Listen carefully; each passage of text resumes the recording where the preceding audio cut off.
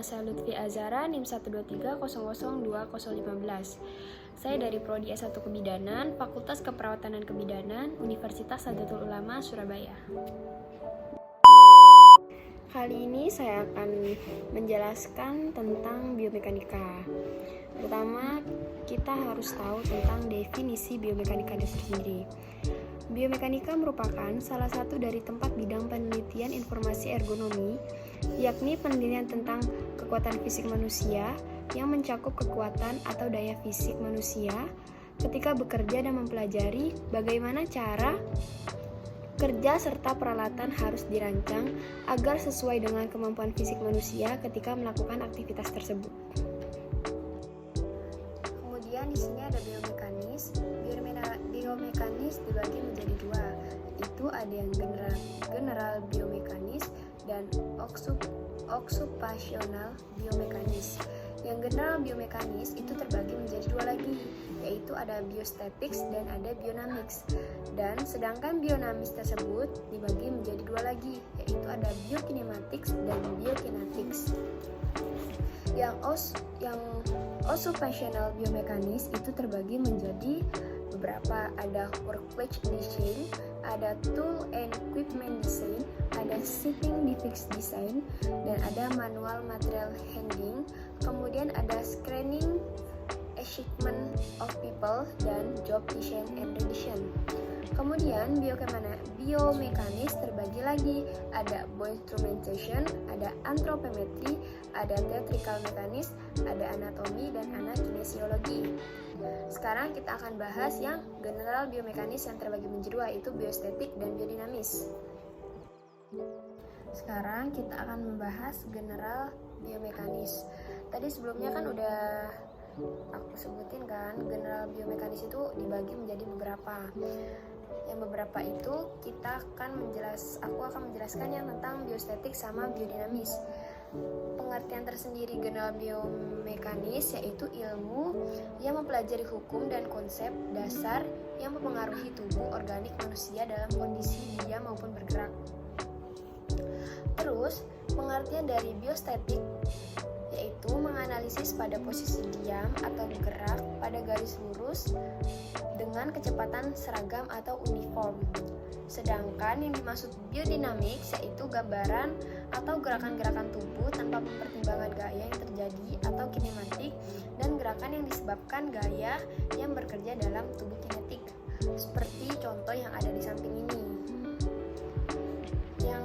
Contoh yang ada di samping ini itu ada arm lift, ada torso lift, dan leg lift.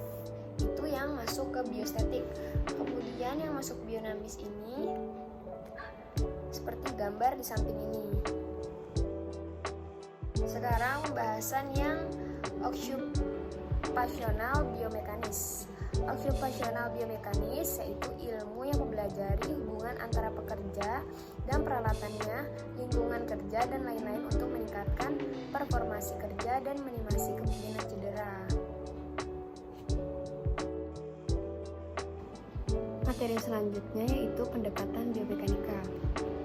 Jadi, tubuh manusia yaitu suatu sistem yang terdiri dari elemen-elemen yang saling berkaitan dan terhubung satu sama lain melalui sendi-sendi dan jaringan otot yang ada. Kemudian, struktur bermanusia itu terdiri dari tulang bones, sambungan atau joints atau jaringan penghubung, connective tissue atau otot muskel. Prinsip-prinsip fisika digunakan untuk menyatakan tegangan mekanik pada tubuh dan gaya otot yang diperlukan untuk membagi tegangan-tegangan tersebut. Ini sudah terlihat ada gambar tengkorak. Jadi di sini kolaborasi antara tulang, jaringan penghubung atau connective tissue, dan otot. Tulang adalah alat untuk meredam dan mendistribusikan gaya atau tekanan yang ada pada investigasi pada E5 atau E1. Kemudian di sini ada gambar tendon bin muscle to bone, sambungan atau joints, jaringan penghubung, connective tissue, terdiri dari 3 bagian, yakni sini ada kartilage, ligamen, dan tendon. Aplikasi teori fisika atau beban, massa, gaya momen pada tubuh manusia. Sebelum kita lanjut ke materi, aku mau nge-review skincare andalan aku, yaitu MS Glow Whitening Day Cream. Aku pakai yang malamnya itu aku pakai yang acne. MS Glow Acne ini manfaatnya banyak loh. Manfaatnya itu bisa mengurangi bakteri, P-acnes, mengatasi minyak berlebihan pada kulit, wajah, merawat kulit berjerawat, dan mencegah jerawat untuk datang kembali. Terus, MS Glow Acne merupakan salah satu seri perawatan wajah yang dikeluarkan oleh MS Glow Beauty. Seri ini diformulasikan khusus untuk membantu mengurangi yang tadi udah aku bilang, mengatasi minyak berlebihan, terus mencegah jerawat datang kembali. MS Glow hadir dengan memberikan solusi produk kecantikan berbahan alami yang aman digunakan untuk jangka waktu panjang dengan tidak merusak kulit, karena tidak mengandung kandungan yang berbahaya. MS Glow ini juga bisa mengatasi noda bekas jerawat. Serumnya juga bisa mampu mengempaskan jerawat yang sedang bertumbuh dan masa aktif. Kandungan di dalamnya yang utama adalah salicylic acid, BHA, dan niacinamide dan Centella asiatica.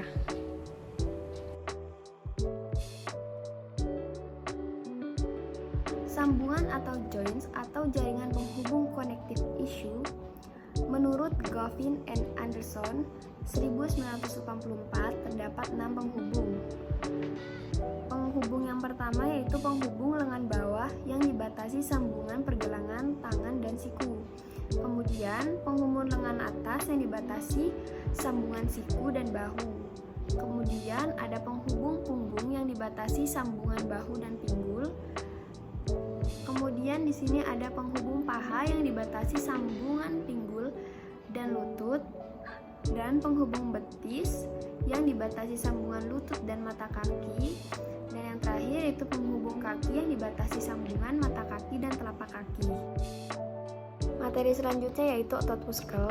Otot muskel yaitu otot striatik, yaitu otot sadar atau otot yang terbentuk atas fiber atau fibre dengan ukuran panjang dari 10 sampai 40 mm dan diameter 0,01 sampai 0,1 mm.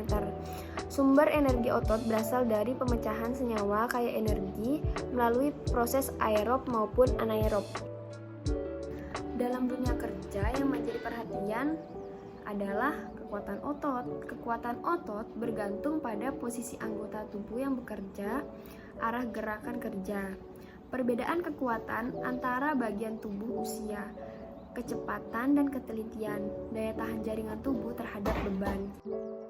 Di sini ada kriteria keselamatan lumbar kartum. Jadi di sini ada terdapat gambar lumbar sakrum dalam banyak kegiatan penenangan material seperti mengangkat, membawa, mendorong, dan menarik. Gaya-gaya yang disignifikan terjadi pada tulang belakang bagian bawah yaitu lurus lumbar ke-5 dan sakrum ke-1, E5 atau E1, lokasi di mana yang sering terjadi cedera punggung. Apa manfaat biomekanika dalam kehidupan sehari-hari? Biomekanika sangat bermanfaat untuk meningkatkan kinerja dalam bidang olahraga atau aktivitas di mana teknik adalah faktor penting dibandingkan dengan struktur, fisik, atau kapasitas fisiologi. Aplikasi biomekanika dalam kehidupan sehari-hari contohnya yaitu mengerjakan tugas di atas meja. Di gambar samping ini ada anak yang sedang belajar di atas meja dengan keadaan membungkuk. Akan lebih baik jika posisi praga duduk tegak di atas lantai agar level resiko punggung dapat dikurangi.